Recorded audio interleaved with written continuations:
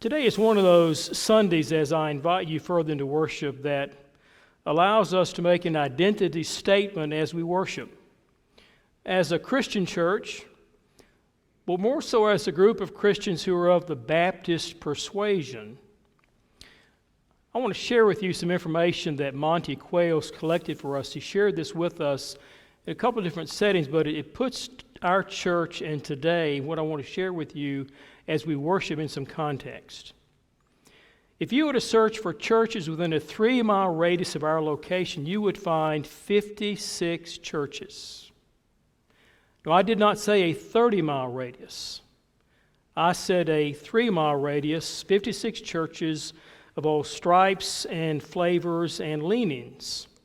And all these churches are doing some good things to build God's kingdom, and in their own unique ways. And we know we share a lot of things in common with all these 56 churches, knowing that if you were to worship at any of the Methodist churches in our area, or the Presbyterian or Episcopal churches, your worship experience would kind of be the same because their worship shares that as they gather together. If you were to narrow that group of 56 churches and just search for those churches that have the name Baptist in their name, you would find 20 churches within a 3-mile radius of our location, of different stripes and flavors and leanings. Now, here's where it gets a little tricky. Each of these Baptist churches is unique. While we do share some things in common, just being called a Baptist church doesn't mean all Baptist churches are the same. We don't all think the same way. We don't all believe the same things. We interpret the Bible in different ways, and we worship in different ways. So now that you know, what difference does it make? I think today is one of those Sundays that allows us to share our distinctions as a church and especially as a worshiping community. Now, you've figured out by now that I'm kind of a visual learner. It helps me not only to hear something, but to see something that enables me to connect with what is being said. You may be familiar with this Chinese proverb: I hear and I forget, I see and I remember, I do and I understand.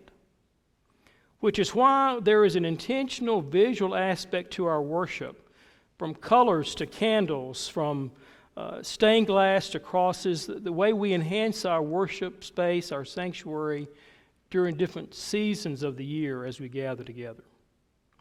Today we're weaving together the 3 aspects of our church and our worship that make us unique from most of those other Baptist churches within that 3-mile radius of our location and beyond. 3 aspects that help us to see and understand and to do. One of those distinctions is our emphasis on the church year, the seasons of the church, which helps us connect with our sisters and brothers but beyond the Baptist circle. While a lot of Baptist churches talk about Christmas and Easter, not all Baptist churches talk about Advent and Christmas and Lent and Easter, and very few understand or try to engage in living into the season of Epiphany, which is where we find ourselves right now. Another distinction is our efforts to be very intentional about building bridges with our sisters and brothers in the African American community. Now, a lot of churches are doing the same kind of good work, and we are grateful that we can share this impact and this intent together.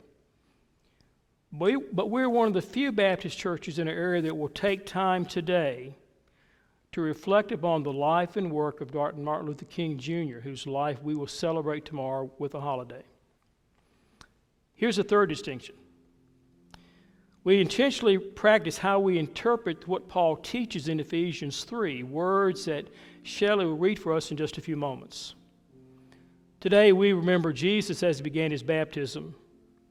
We'll also ordain 2 people from among us to serve as deacons as they begin a new ministry among us.